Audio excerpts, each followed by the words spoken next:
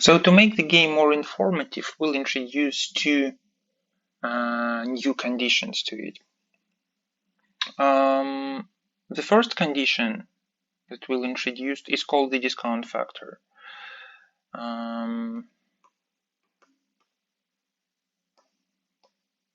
So there will be some discounting of the pi over time. You may ask me, what does that mean? Why are we discounting the pi over time? Well, the reason is when the players founded this pi, so I mean the two players enter the kitchen and there is this nice pi on the countertop. At this moment, the pi is in its optimal condition. It's hot and it's tasty. You know, not steaming hot, but just the right type of hot. But then over time, it gets colder.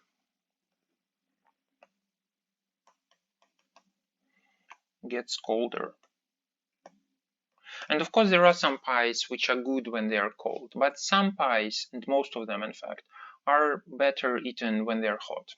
So as time goes, the value of the pi decreases.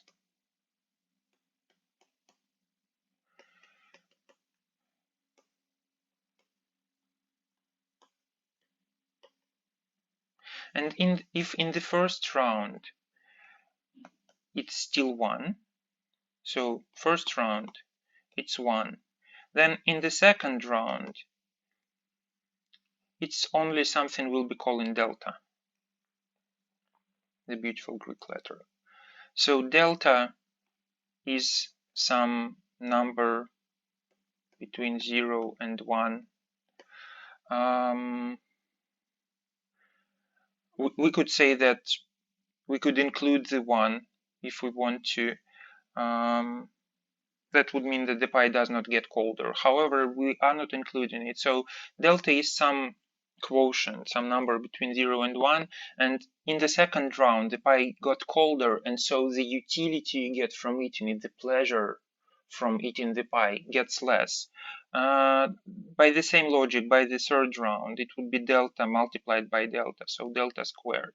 In the fourth round, it's delta cubed.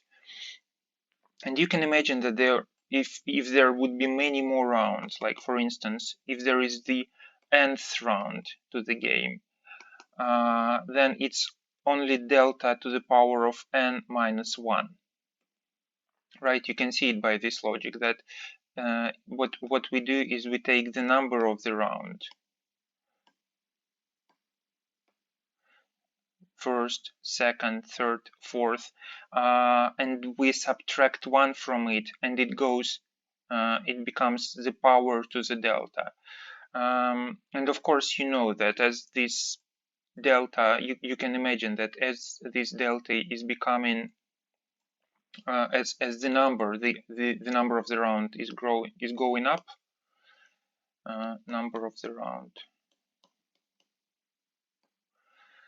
This value of the pi, no, sorry, it's wrong axis.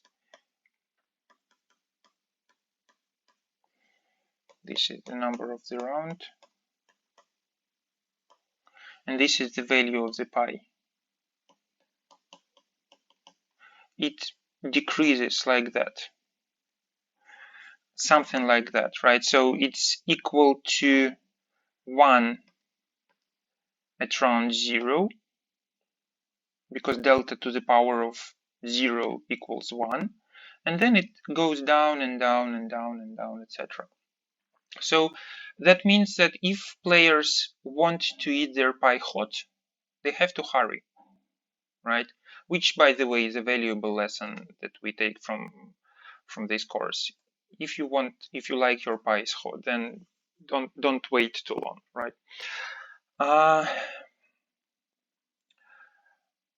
Now that we have introduced this first additional condition, let's just have a look at what the game looks like then. So drawing the tree again, here you can see that the first player makes an offer.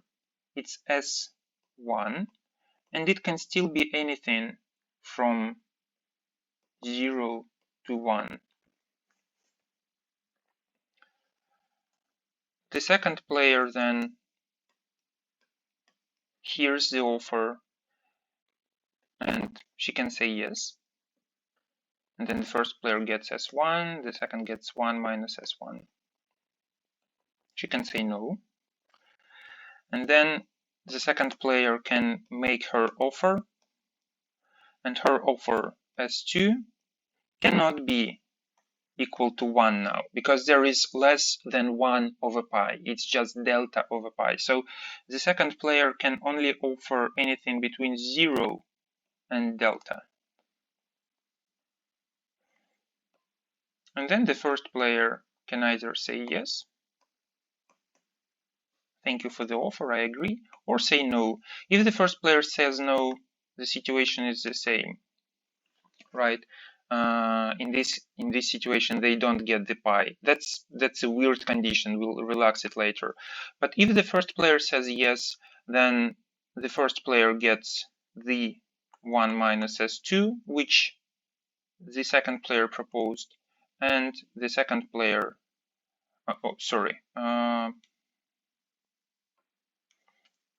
gets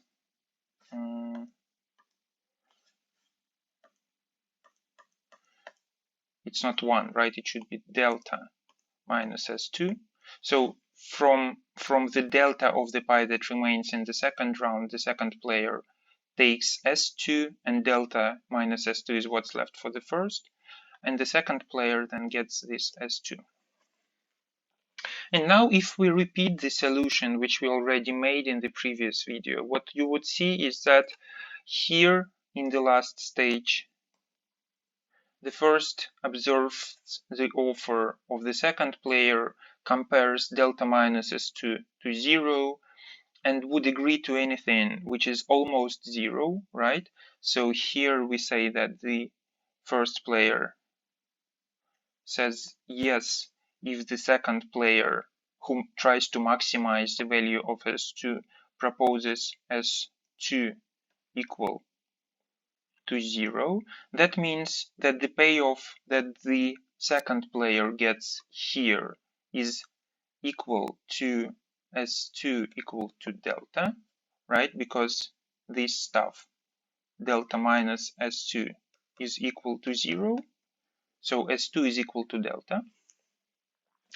That means that here in this stage of the game, where the second player is considering the offer made by the first, the second player is comparing 1 minus S1 to delta, right? These are the payoffs which would happen in the end. So we just take them closer to the root of the game. And what the first player has to do here to make the second player say yes is the first player has to offer the second some 1 minus S1, which would be equal and no less than delta. Because if it would be less than delta, then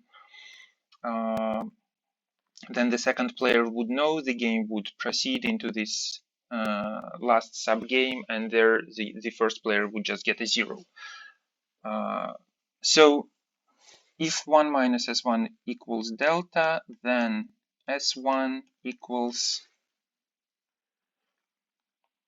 this would take some complicated calculations, right? So it should be, what should it be? It should be something like 1 minus delta, I think, right? This means that here the second player would get delta, and the first 1 minus delta, and that's the S1 that the first player should say, 1 minus delta. Again, let's write down the Nash equilibrium. In this game, first player says S1 equal to 1 minus delta. And if the game would proceed into this node, the first player would say yes, right? We want to state the full strategy for the first, for all possible contingencies. And the second player starts by saying yes. here, right? However, if the game had to proceed into this node where the second has to make her offer, then the second would make an offer as 2 equal to 0. So, oh no, sorry, as 2 equal to delta, of course. So she would take delta for herself and only leave 0 to the first. That would be the Nash equilibrium. Now you may wonder, well, in fact, what happens in this game is that it all stops when the first makes her proposal, right? So the first just proposes the correct amount, the 1 minus delta, and the second says yes. So there is no second round, no third round. But if we introduce the third round, the game would change. This is how it would change. So in the third round, if the first player says no, we just delete this development and we add the third round now. Don't be surprised.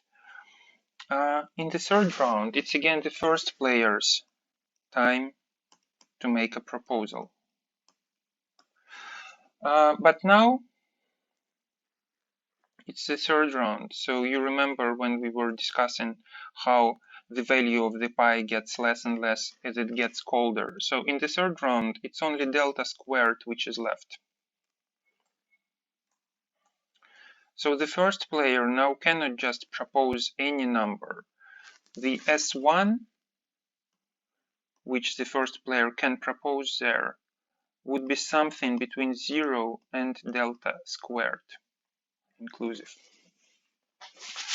And after that, the second player would again be able to say yes, right? And no. And then the game would be over. So that's what's happening if there is this third round.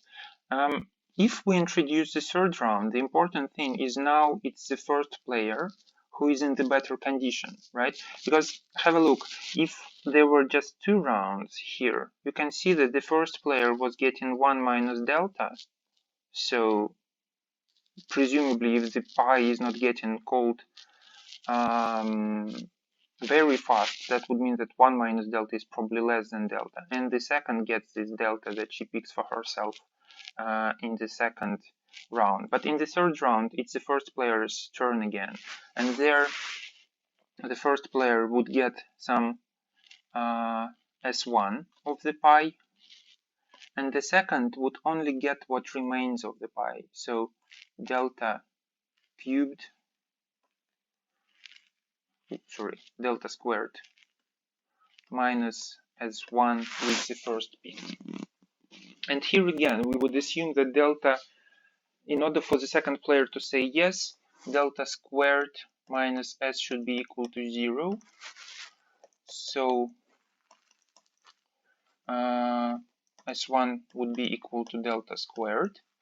Then we would take this information 1 round up. We know that S1 is equal to delta squared. So here in this subgame, the first player would have to propose S2, which would leave at least delta squared to the first player. So S2 would have to be equal to delta minus delta squared because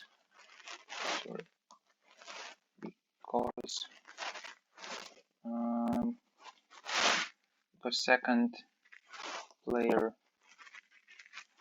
should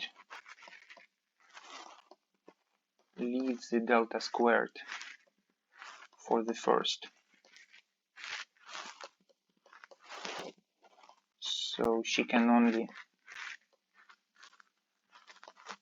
take delta minus delta squared, right? So of the delta that she has, she gives the delta squared away and only delta minus delta squared remains for herself. And then the first player, knowing that this is as much, this is what the second player could have in this game would only give her delta minus delta squared. And for the first player in this part of the game here, what she would have to do is she would just the first would give delta minus delta squared to the second, and she would take S1 equal to 1 minus delta squared for herself, right?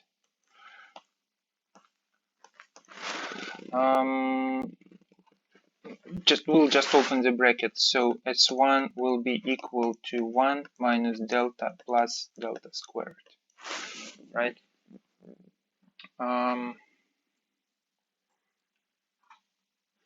Okay, let's get a new whiteboard.